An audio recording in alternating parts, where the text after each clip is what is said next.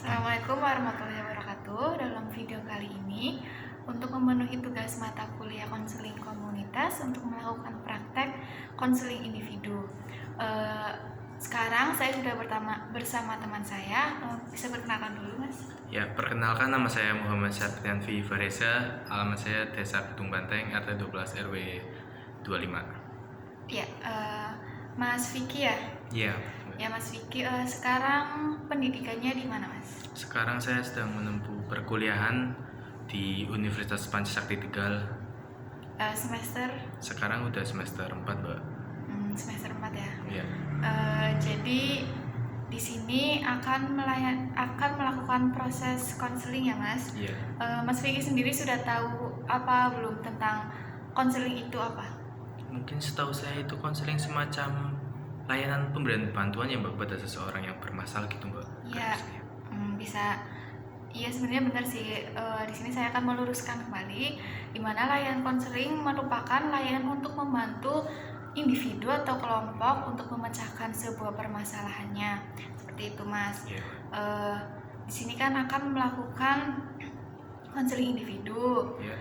Di mana dalam konseling individu ini mempunyai beberapa asas. Yang pertama ada keterbukaan, kerahasiaan, dan kesukarelaan. Iya. Mas Vicky sendiri sudah tahu belum 3 asas tersebut? Mungkin nggak terlalu tahu sih, kurang lah. Belum terlalu paham ya? Iya, kurang paham lagi.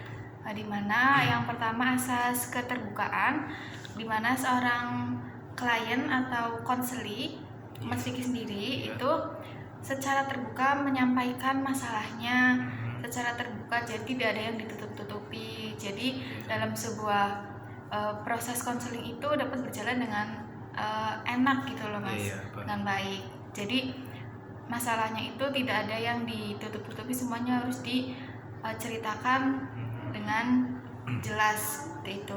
Terus yang selanjutnya ada asas kesukarelaan, di mana Mas Vicky sendiri itu datang kepada saya itu tidak ada paksaan dari siapapun, tidak ada dorongan dari siapapun, melainkan dari dalam diri Mas Vicky sendiri. Jadi jadi secara sukarela datang kepada saya, tidak ada paksaan dari pihak manapun.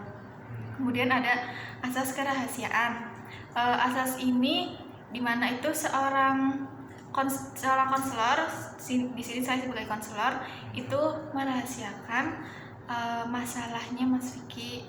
Jadi tidak usah khawatir, nanti Mas Vicky menyampaikan masalahnya, itu semua masalahnya itu akan saya tampung. Jadi tidak usah khawatir, nanti akan tersebar atau tersebar secara luas seperti itu ya, Mas. Iya, Bang. Jadi gimana nih, Mas, masalahnya?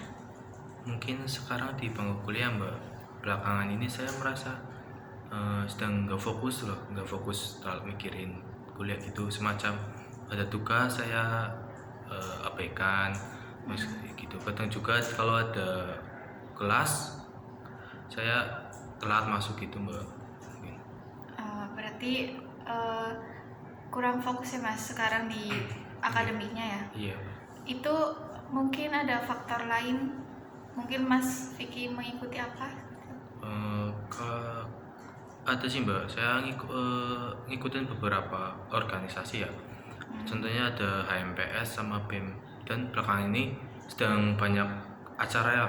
Jadi saya lebih fokus pada organisasi, ngurus acara-acara tersebut, Mbak. Jadi kuliah hampir kelupaan lah gitu, sibuk sama organisasi sih, Mbak. Kalau boleh tahu nih, organisasi apa aja yang diikuti Mas Vicky sendiri? Organisasi ada HMPS BK, yaitu setara tingkatan prodi ya. Terus saya ikut BEM, Badan Eksekutif Mahasiswa, Fakultas Ilmu FIP lah gitu. Terus juga saya ikut UKM futsal, Mbak. Hobi lah, menurunkan hobi gitu biar bisa berkembang gitu. Ya, berarti ada beberapa organisasi ya, Mas? Iya, Mbak. Sebelumnya ini Mas Vicky sudah pernah ikut organisasi belum? Sebelum kuliah nih? Sebelum kuliah saya nggak pernah ikut organisasi, Mbak. Saya malah seakan-akan buta organisasi lah. Maka dari itu saya masuk kuliah mencoba diri saya bagaimana sih keterampilan organisasi. Explore ya Mas. Iya, mengeksplor lagi keterampilan diri saya mengenai organisasi gitu Mbak. Jadi ini ada beberapa organisasi ya Mas. Iya Mbak. Dari organisasi itu mungkin Mas Vicky ada yang lebih condong atau semuanya setara atau gimana?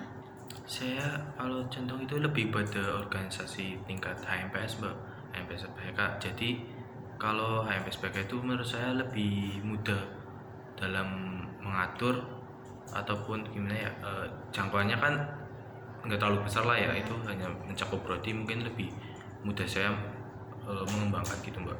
Kalau tingkat BEM kan itu terlalu besar, mencakup semua fakultas FKIP lah gitu, jadi menurut saya sulit itu. Iya, berarti ini proses akademiknya jadi terhambat ya Mas, Iya, Mbak. gara-gara kesibukan organisasi sama tugas-tugas juga ya. Iya, Mbak. Tugas-tugasnya juga sekarang kan semester 4 Iya, sudah mulai banyak ya banyak, Mas. apalagi kalau ada praktek-praktek itu kan kadang ya tugas terhambat itu. Iya. Kadang juga memang tugas itu mepet deadline ya Mas. Iya, deadline-nya. Tapi untuk Mas Vicky sendiri masuk organisasi sudah tahu akibatnya apa belum nih? Mungkin apa ya, akibat saya mengetahui hanya seperti saya ikut organisasi pasti ada apa ya, hambatan tersendiri ya, efeknya saya kesibukan semakin padat gitu loh. Tapi kan di situ saya berpikir ingin meningkatkan keterampilan saya sendiri, jadi saya lebih fokus ke organisasi Mbak. Mengenai tugas saya lalai lah gitu. Iya. Berarti menunda-nunda ya Mas? Iya, tugas. menunda-nunda. Sekarang lebih fokusnya ke organisasi ya. Iya Mbak. Jadi di sini tadi Mas Vicky sudah bercerita, Mas Vicky sudah mungkin sedikit tahu tentang bagaimana resiko masuk organisasi dan lain sebagainya itu akan menghambat proses akademik, menghambat kegiatan-kegiatan lainnya ya Mas, yang di rumah juga pasti akan terhambat ya Mas. Iya Mbak. Membantu orang tua dan sebagainya pasti itu mungkin orang tua pernah mungkin bilang nggak kalau mungkin Mas Vicky kan aktif organisasi nih sekarang. Iya. Mungkin orang tua pernah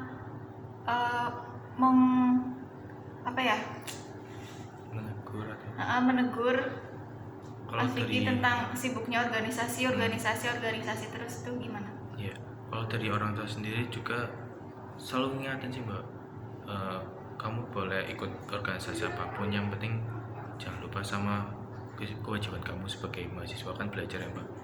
Tapi saya juga di situ kurang bisa lah memanajemen antara organisasi dengan pembelajaran di kampus, seperti menunda tugas gitu. Mungkin ada rasa malas tersendiri gitu Mbak. Gitu sih. Iya, jadi berdasarkan tadi cerita dari Mas Vicky itu tergantung prioritas ya, kembali ke prioritasnya Mas Vicky. Mas Vicky sudah mengetahui resiko masuk organisasi, tapi Mas Vicky juga di sisi lain ada kewajiban sebagai mahasiswa, di mana sebagai mahasiswa itu belajar, mengerjakan tugas dan lain sebagainya. Di sini juga terkait tentang manajemen waktu ya Mas. Iya Mbak.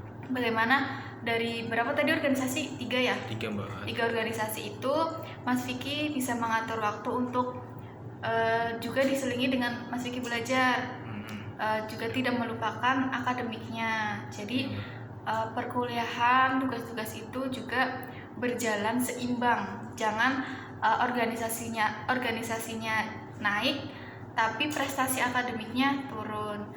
Itu nggak boleh seperti itu ya Mas. Iya Mbak, siap. Semuanya harus seimbang. Jadi organisasinya jalan, skillnya Mas Vicky juga jalan, tapi prestasi akademiknya Mas Vicky juga tetap jalan. Jadi tidak ada kesenjangan gitu ya.